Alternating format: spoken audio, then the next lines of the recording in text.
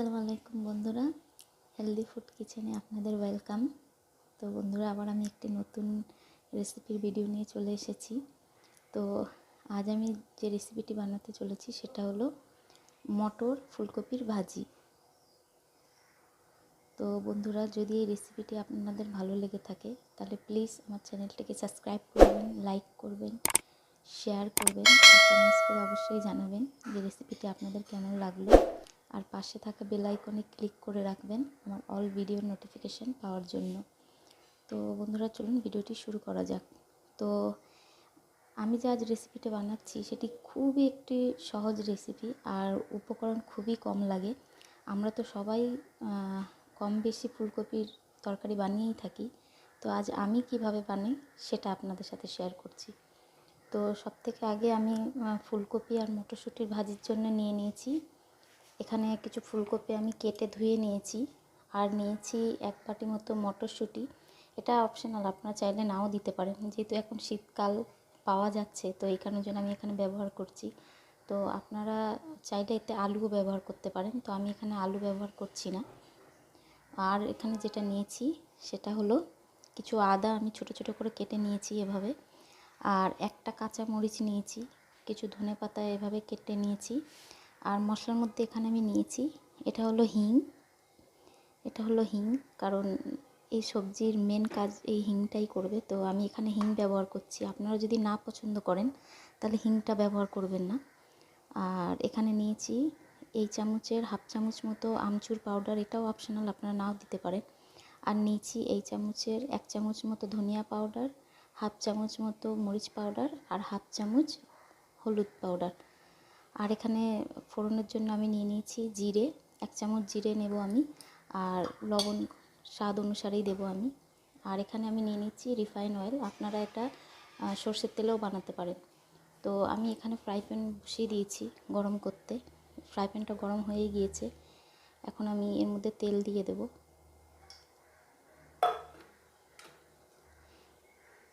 বন্ধুরা, এটা খুবই একটি সহজ রেসিপি আর খুবই তাড়াতাড়ি হয়ে যায়।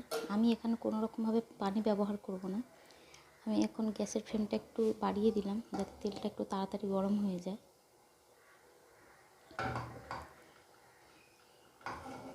তবে এই সবজিটাতে হিং দিলে কি হয়, খুবই ভালো একটা টেস্ট আসে। আর হিংটা পেটের পক্ষে খুবই ভালো একটা জিনিস। তো অনেকেই হিংটা পছন্দ করেন না, তো যারা পছন্দ করেন না তারা দেবেন না, সমস্যা নেই। এবার আমি এর মধ্যে হিংটা দিয়ে দেব, আর এক চামচ মতো জিরে দিয়ে দেব।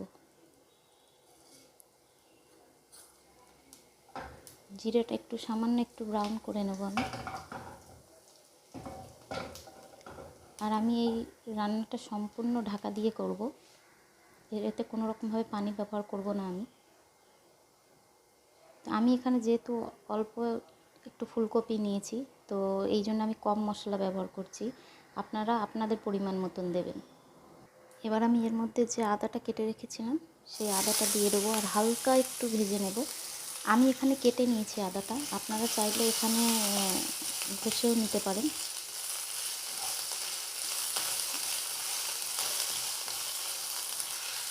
অল্প একটু আদাটা হতে দেবো আমি।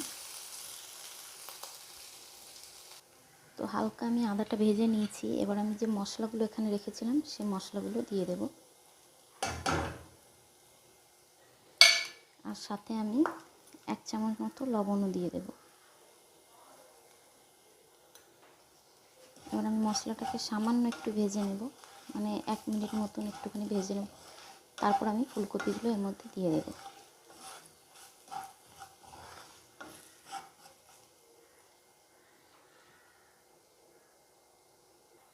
তো মশলাটা কিন্তু আমি লো ফ্লেমেই একটু হালকা ভেজে নিয়েছি। এবার আমি এর মধ্যে ফুলকপিগুলো দিয়ে দেব, দিয়ে একটু ভালো করে এগুলো মিক্স করে দেবো। মটরশুঁটিটা আমি এখন দিচ্ছি না, কারণ ওটা আমি একটু পরে দেবো, এই জন্যে। এগুলো ভালো করে মিক্স করে এখন এটাকে আমি ঢাকা দিয়ে হতে দেব। আমি এগুলোকে ভালো করে মিক্স করে নিয়েছি, এখন এবার আমি এগুলোকে ঢাকা দিয়ে দেবো, দিয়ে তারপরে বানাবো। আপনারা মাঝে মাঝে একটু এটাকে ঢাকা দেওয়ার মাঝে মাঝে একটু নাড়িয়ে দেবেন, নাহলে এটা নিচ থেকে লেগে যাবে। আর এই ঢাকা দিলে এর মধ্যে পানি ছাড়বে, আর ওই পানিতেই ফুলকপিটা সিদ্ধ হয়ে যাবে। তো এই জন্য আমি এখানে কোনো পানি ব্যবহার করছি না। মিনিট পর আমি ফিরে এলাম, একটু নাড়িয়ে দেব। আর এবার আমি যে মটরশুঁটিগুলো রেখেছিলাম সেই মটরশুঁটিগুলো দিয়ে দেব। আর যে একটা কাঁচা মরিচ রেখেছিলাম সেই মরিচটাও আমি দিয়ে এটা ভালো করে মিক্স করে আবার এটাকে আমি ঢাকা দিয়ে দেবো। আরও 2-3 মিনিট মতন এটাকে আমি ঢাকা দিয়ে হতে দেবো। তো বন্ধুরা 2 মিনিট পর ফিরে এলাম, দেখি এটা কতটা সিদ্ধ হলো। দেখুন এর মধ্যে কতটা পানি ছেড়েছে, এই জন্য আমি এখানে পানি ব্যবহার করিনি। আর এই পানিটাতেই আমি ফুলকপিটাকে সিদ্ধ হতে দেবো আর কিছুক্ষণ। এখনও আমি আরও 2 থেকে 3 মিনিট মতো ঢাকা দিয়ে দিয়ে কপিটাকে সিদ্ধ করে নেব। তো বন্ধুরা 3 মিনিট পর ফিরে এলাম। তো দেখুন আমার সবজিটা একদম রেডি হয়ে গিয়েছে। আমি কিন্তু এটাকে একদম লো ফ্লেমে বানিয়েছি। আর আপনারা দেখতেই পাচ্ছেন কপিগুলো কত সুন্দরভাবে সিদ্ধ হয়ে গিয়েছে।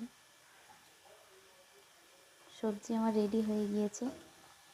এখন আমি এর মধ্যে ধনে পাতাগুলো দিয়ে নামিয়ে নেব।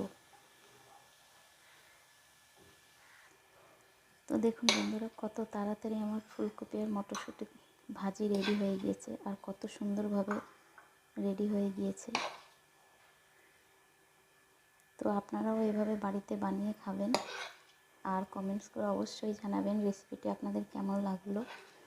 আর যদি রেসিপিটি আপনাদের ভালো লেগে থাকে তাহলে প্লিজ আমার চ্যানেলটিকে সাবস্ক্রাইব করবেন, লাইক করবেন, শেয়ার করবেন, আর কমেন্টস করে অবশ্যই জানাবেন।